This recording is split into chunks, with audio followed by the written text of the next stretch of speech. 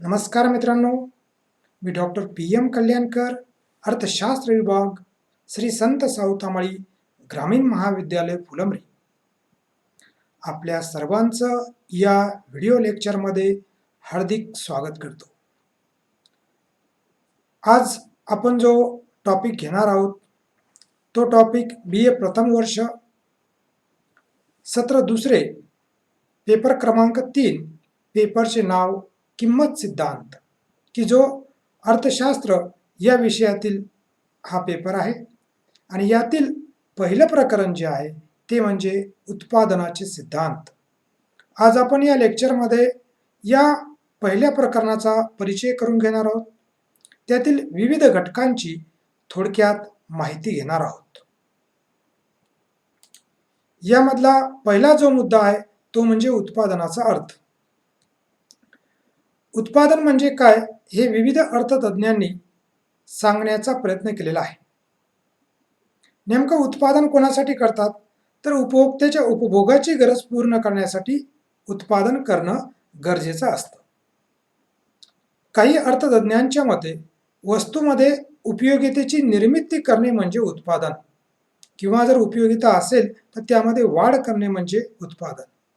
काही अर्थतज्ञांनी वस्तूमध्ये वितरण मूल्य किंवा विनिमय मूल्य निर्माण करण्यास उत्पादन म्हटलेलं आहे.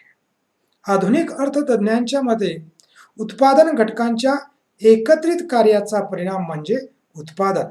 असं उत्पादनाच्या विविध व्याख्या किंवा त्याचे विविध अर्थ सांगण्याचा प्रयत्न अर्थतज्ञांनी केलेला आहे. दुसरा जो घटक आहे तो म्हणजे उत्पादन फलाची संकल्पना, कन्सेप्ट ऑफ प्रोडक्शन फंक्शन. उत्पादन हे काय असतं? उत्पादन घटकाचं फल असतं. यामध्ये उत्पादन घटकांना आदाने तर उत्पादनास प्रदाने म्हणतात.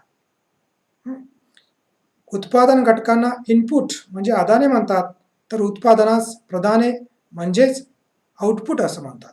भूमी, श्रम, भांडवल, संघटक हे 4 उत्पादनाचे घटक आहेत. आणि या 4 उत्पादन घटकांनी कार्य केल्यामुळं उत्पादन मिळतं. सूत्ररूपात जर उत्पादन फळाची संकल्पना सांगायची झाली तर output is the function of input.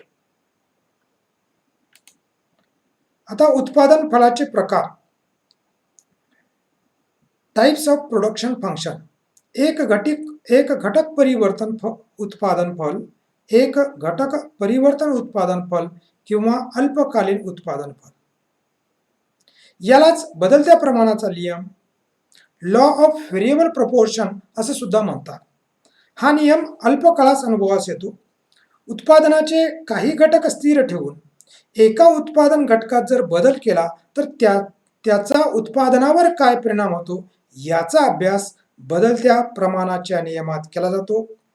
बदलत्या प्रमाणाचा नियम अल्पकाळात लागू पडतो. यामध्ये काही घटक स्थिर ठेवून फक्त एका घटकात बदल केला जातो. दुसरा जो प्रकार आहे तो म्हणजे सर्व घटक परिवर्तन उत्पादन फलन किंवा प्रमाणशीर प्रत्याय नियम, law of returns to scale. हा दीर्घकाळाशी संबंधित आहे. उत्पादन घटकांचं आपसातील प्रमाण कायम ठेवून सर्वच घटकात बदल केल्यास त्याचा उत्पादनावर काय परिणाम होतो याचा अभ्यास प्रमाणशीर प्रत्याय नियमात केला जातो. दीर्घकाळात सर्वच घटक बदलणं शक्य असल्यामुळं हा प्रमाणशीर प्रत्याय नियम हा दीर्घकाळामध्ये अनुभवास येतो. त्यानंतरचा जो मुद्दा आहे उत्पादनाचे सिद्धांत या पहिल्या प्रकरणातील ते म्हणजे अंतर्गत आणि बहिर्गत बचती व अबचती. यालाच उत्पादनातील मितव्ययता व अमितव्ययता असं सुद्धा म्हणतात. Economies and diseconomies in production. अंतर्गत आणि बहिर्गत बचती किंवा मितव्ययता म्हणजे काय? एखाद्या उद्योग संस्थेचा आकार वाढत असताना त्या उद्योग संस्थेला मोठ्या आकारमानाचे फायदे मिळू लागतात. म्हणजे एखाद्या उद्योग संस्थेचा जर आकार वाढत असेल तर त्या उद्योग संस्थेला मोठ्या प्रमाणात उत्पादन करावं लागतं. आणि जर मोठ्या प्रमाणात उत्पादन करायचं असेल तर मोठ्या प्रमाणावर कच्च्या मालाची खरेदी करावी लागते आणि त्यामुळं कच्चा माल कमी किमतीला मिळतो. त्याचप्रमाणे उत्पादन जर मोठ्या प्रमाणावर केलं तर त्याची जाहिरातबाजी सुद्धा करणं शक्य असतं आणि त्यामुळं सरासरी जाहिरातीचा जो सरासरी खर्च असतो तो सुद्धा कमी येतो. वस्तूच्या प्रत्येक नगामागं येणारा खर्च कमी येतो. ह्या झाल्या अंतर्गत बचती. ह्या बचती उद्योग संस्थेचा आकार वाढल्यामुळं त्याच उद्योग संस्थेला प्राप्त होतात.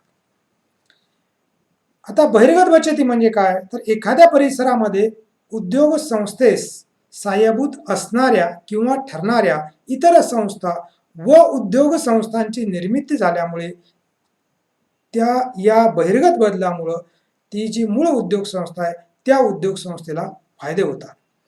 त्यास बहिर्गत बचती असे म्हणतात.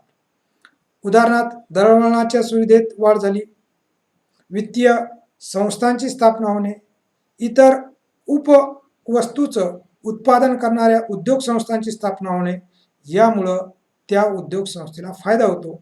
उत्पादनातील या अंतर्गत आणि बहिर्गत बचती किंवा या मितव्ययतामुळं उत्पादनामध्ये वृद्धी परिमाण प्रत्याय नियम लागू पडतो किंवा अनुभवास येतो. म्हणजे उत्पादन घटकात ज्या प्रमाणात वाढ केली जाईल त्याच्यापेक्षा अधिक उत्पादन मिळतं. यालाच वाढत्या उत्पादन फलाचा नियम असं सुद्धा म्हणतात. म्हणजे अंतर्गत आणि बहिर्गत बचतीमुळं उत्पादकाला फायदा होतो, उद्योग संस्थेला फायदा होतो आणि त्या उद्योग संस्थेचं कमी खर्चात जास्त उत्पादन होतं. यालाच आपण वृद्धी परिमाण प्रत्याय नियम असं सुद्धा म्हणतो. त्यानंतर अंतर्गत आणि बहिर्गत अबचती. उत्पादन संस्थेचा आकार सतत वाढत गेल्यास उत्पादन संस्थेच्या अंतर्गत व्यवस्थापनात अनेक अडचणी निर्माण होऊन आंतरिक अमितव्ययता प्राप्त होतात. म्हणजे अबचती प्राप्त होतात. जसे कामामध्ये विलंब होणे, मालक कामगार यांच्यामध्ये समन्वय न राहिल्यामुळे संघर्ष निर्माण होणं, ह्या प्रकारच्या अंतर्गत अबचती. आता बाह्य अमितव्ययता कशा असतात बघा. उद्योग संस्थेच्या परिसरात अनेक उद्योग संस्था स्थापन झाल्या. आपण एखाद्या मोठ्या शहरामध्ये पाहतो की अनेक उद्योग संस्था औद्योगिक वसाहतीमध्ये असतात. त्यामुळं काय होतं की उपलब्ध आदाने जे आहेत, इनपुट्स जे आहेत त्याच्या पुरवठ्यावर ताण पडून बाह्य अमितव्ययता निर्माण होतात. जसे वाहतुकीचा खोळंबा होणे, विजेचा तुटवडा निर्माण होणे इत्यादी. ह्या ज्या अंतर्गत अमितव्ययता किंवा अंतर्गत अबचती आणि बहिर्गत अबचती यामुळं उत्पादनामध्ये ऱ्हासमान परिमाण प्रत्याय नियम लागू पडतो. यालाच घटत्या उत्पादन फलाचा नियम असं सुद्धा म्हणतात. तर याप्रमाणे उत्पादनातील बचती आणि अबचती, मितव्ययता आणि अमितव्ययता या मुद्द्याचा आपण या ठिकाणी विचार केलेला आहे. त्यानंतर सम उत्पादन वक्र. पहिल्या प्रकरणातील उत्पादन फल हे जे पहिलं प्रकरण आहे यामधला हा एक अत्यंत महत्त्वाचा मुद्दा आहे. सम उत्पादन वक्र यालाच सम उत्पत्ती राशी वक्र विश्लेषण असं सुद्धा म्हणतात. आयसोकॉन्ट कर्व और इक्वल प्रोडक्शन कर्व. उत्पादन फलाचं आधुनिक पद्धतीनं केलेलं विश्लेषण म्हणजे सम उत्पादन वक्र होय. सम या शब्दाचा अर्थ आहे समान. सम उत्पादन वक्र दोन उत्पादन घटकांचे असे वेगवेगळे संयोग दर्शवतो जे समान उत्पादन देतात किंवा दर्शवतात. एखाद्या संयोगामध्ये या उत्पादन घटकाचे जे वेगवेगळे संयोग असतात त्यामधील एखाद्या संयोगात एका उत्पादन घटकाच्या मात्रा जास्त असतात तर दुसऱ्या संयोगात दुसऱ्या उत्पादन घटकाच्या मात्रा जास्त असतात. जसं आता ए हा जो संयोग आहे या ए संयोगामध्ये कॅपिटलच्या मात्रा जास्त आहेत म्हणजे भांडवलाच्या मात्रा जास्त आहेत. तर ही जी आकृती आहे यामध्ये ए हा जो संयोग आहे इथं भांडवलाच्या मात्रा जास्त आहेत. तर डी हा जो संयोग आहे या ठिकाणी श्रमाच्या मात्रा जास्त आहेत. उत्पादकास समान उत्पादन देणाऱ्या दोन उत्पादन घटकांच्या वेगवेगळ्या संयोगाच्या अनुसूचीला सम उत्पादन वक्र असं म्हणतात. म्हणजे या उत्पादनावरील कोणत्याही बिंदूपासून मिळणारं उत्पादन हे सारखंच असतं. त्यानंतरचा जो सम उत्पादन वक्रामध्येच जे आणखीन त्याची वैशिष्ट्य जी आहेत ही सुद्धा महत्वाची आहेत. काय वैशिष्ट्य आहेत आपण थोडक्यात पाहूयात. सम उत्पादन वक्राचा उतार ऋणात्मक असतो, म्हणजे तो डावीकडून उजवीकडे खाली येणारा असतो. अगोदरच्या स्लाइडमध्ये आपण पाहिलं हा वक्र ए बिंदूपासून डी बिंदूकडे जातोय, म्हणजे डावीकडून उजवीकडे खाली येणारा आहे. त्यानंतर सम उत्पादन वक्र आरंभ बिंदूशी बहिर्गोलाकार असतो, बाहेरून गोल होणार आहे. सम उत्पादन वक्र परस्परांना छेदत नाहीत अथवा स्पर्श करत नाहीत. वरच्या पातळीवरील सम उत्पादन वक्र उत्पादनाचे अधिक परिमाण दर्शवतो, म्हणजे जास्त उत्पादन दर्शवतो. सम उत्पादन वक्राचा आकार सीमारेषांनी मर्यादित केलेला असतो.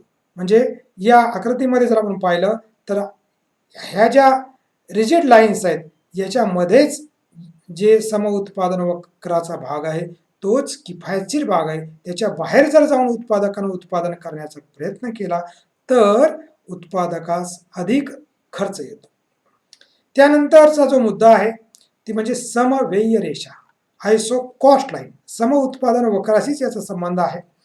उत्पादकाच्या मर्यादित मुद्रारूपी भांडवलात उत्पादक खरेदी करू शकत असलेल्या दोन उत्पादन घटकांच्या वेगवेगळ्या संयोगांना दर्शवणारी रेषा म्हणजे समव्यय रेषा होय. म्हणजे उत्पादन घटकाचे जे दोन वेगवेगळे संयोग आहेत की ज्याच्यासाठी येणारा खर्च सारखाच आहे त्याला आपण समव्यय रेषा असं म्हणतो.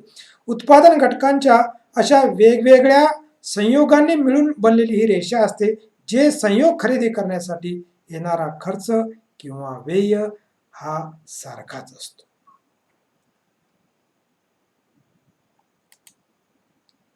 आता हे जे दोन मुद्दे आपण पाहिले, दोन बाबी सम उत्पादन वक्र आणि समव्यय रेषा, त्याच्या साह्यानेच उत्पादकाचं संतुलन इक्विलिब्रियम ऑफ प्रोड्युसर हे आपल्याला बघता येतं. सम उत्पादन वक्राचा नकाशा व समव्यय रेषा या दोन तंत्राच्या साह्याने उत्पादकाचे संतुलन दर्शवल्या जाते. मित्रांनो, या आकृतीमध्ये ही जी AB ही जी रेषा आहे ती समव्यय रेषा आहे. तर हे IQ1, IQ2, IQ3 हे आयसोकॉन्ट कर्व किंवा सम उत्पादन वक्र आहेत. खालच्या सम उत्पादन वक्रापेक्षा वरच्या सम उत्पादन वक्र हा अधिक उत्पादन दर्शवतो आणि ई हा जो बिंदू आहे तो उत्पादकाचं संतुलन दर्शवतो. या संतुलनाच्या अटी काय आहेत तर संतुलन बिंदूच्या ठिकाणी सम उत्पादन वक्राने समव्यय रेषेला स्पर्श केला पाहिजे. तसेच संतुलन बिंदूच्या ठिकाणी सम उत्पादन वक्र आरंभ बिंदूशी बहिर्गोलाकार असला पाहिजे. संतुलन बिंदूच्या ठिकाणी उत्पादकास मर्यादित मुद्रारूपी भांडवलात अधिकाधिक उत्पादन करणं शक्य असतं. बघा, ह्या AB ह्या रेषेवर C आणि D हे बिंदू आहेत, परंतु ते खालच्या सम उत्पादन वक्रावर आहेत, परंतु E बिंदू जो आहे तो वरच्या सम उत्पादन वक्रावर आहे. म्हणजे हे मर्यादित जे उत्पादकाचं बजेट आहे त्याच्यामध्ये उत्पादक अधिक उत्पादन करू शकतो. तर अशा पद्धतीने आपण हे संतुलन, उत्पादकाचं संतुलन सुद्धा थोडक्यात समजून घेतलं. त्यानंतरचा जो मुद्दा आहे तो म्हणजे उत्पादन संभाव्यता वक्र, प्रोडक्शन पॉसिबिलिटी कर्व.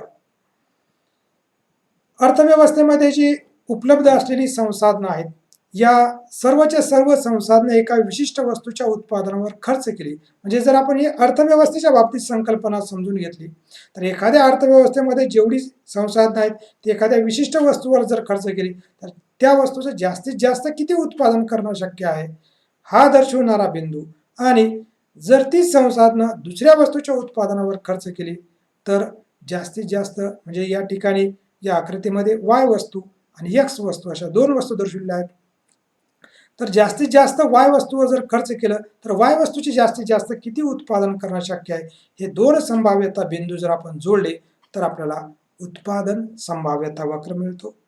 हेच एखाद्या उद्योग संस्थेच्या बाबतीत जर आपण बघितलं तर त्या उद्योग संस्थेकडं जे काही समजा ती उद्योग संस्था दोन वस्तूचं उत्पादन करत असेल तर त्या उद्योग संस्थाने आपले सर्वच्या सर्व संसाधने एका विशिष्ट वस्तूवर खर्च केले तर त्या समजा एक्स वस्तूवर खर्च केले तर एक्स वस्तूचे जास्तीत जास्त किती नग खरेदी करतायत तो दर्शवणारा बिंदू, आणि वाय वस्तूवर जर खर्च केले तर वाय वस्तूचं जास्तीत जास्त किती उत्पादन करता येणं शक्य आहे हे दर्शवणारा बिंदू, हे दोन महत्तम मर्यादा दर्शवणारे बिंदू जर जोडले तर आपणास उत्पादन संभाव्यता वक्र मिळतो.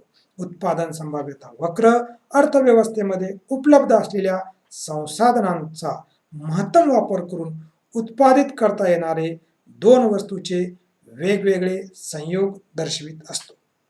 उत्पादन संभाव्य वक्रावरील कोणताही बिंदू उत्पादनाचं युक्ततम वापर दर्शवतो, ऑप्टिमम यूज दर्शवतो, तर त्या खालील बिंदू संसाधनांचा अपुरा वापर दर्शवतो. आणि संभाव्यता वक्राबाहेरील बिंदू जो आहे तो अर्थव्यवस्थेच्या उत्पादन क्षमतेच्या बाहेरील किंवा पलीकडील असतो. या पद्धतीने आपण उत्पादन संभाव्यता वक्र ही सुद्धा संकल्पना समजून घेतली. आज आपण उत्पादनाचे सिद्धांत हे जे प्रकरण आहे त्या प्रकरणातील विविध मुद्द्यांचा थोडक्यात परिचय करून घेतला. आपण हा व्हिडिओ परत परत बघावा, आणि आपणास हा व्हिडिओ जर आवडला तर निश्चितच आपण चॅनलला सबस्क्राईब करावं आणि लाईक करावं. Thank you very much.